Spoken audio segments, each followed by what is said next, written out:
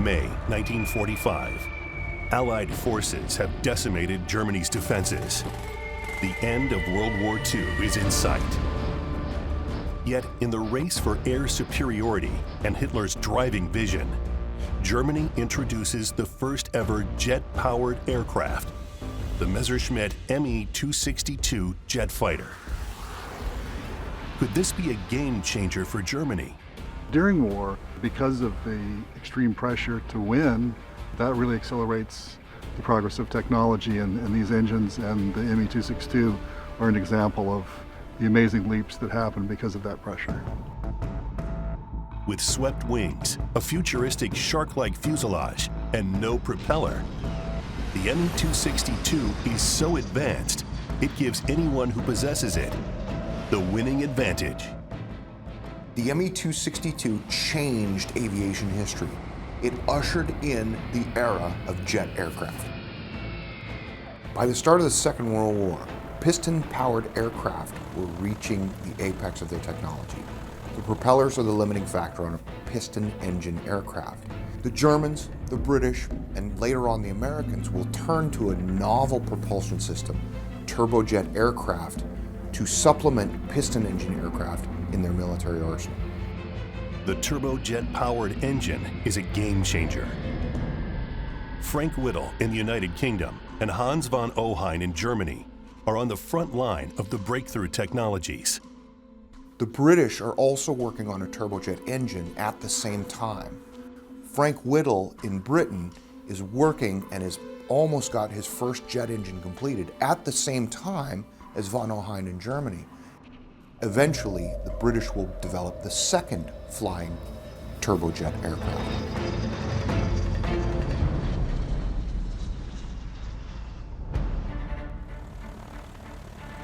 The war has slowed the competition.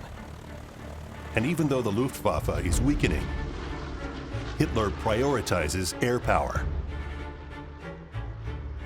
While von Ohain develops the first jet engine for Heinkel, another engineer, Anselm Franz, is working at the Messerschmitt factory on something even more extraordinary.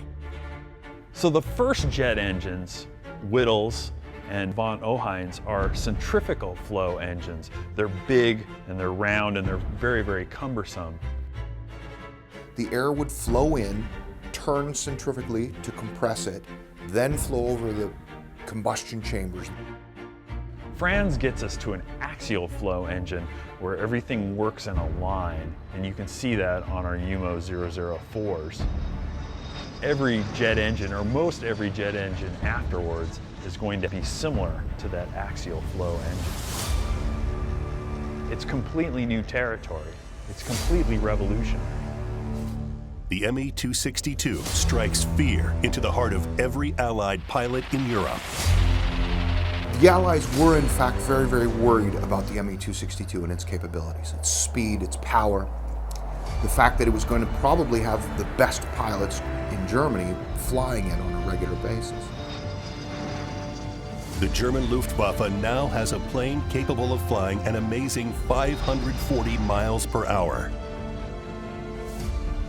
The German airplane is almost 100 miles an hour faster than even your own protective fighters, and it would race through the bomber streams, creating havoc and destroying airplanes around you.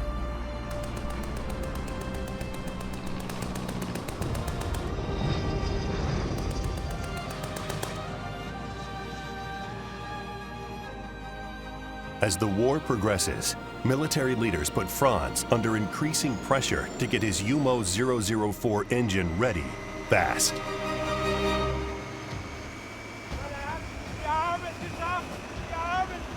He has been testing and perfecting his prototype engine for years.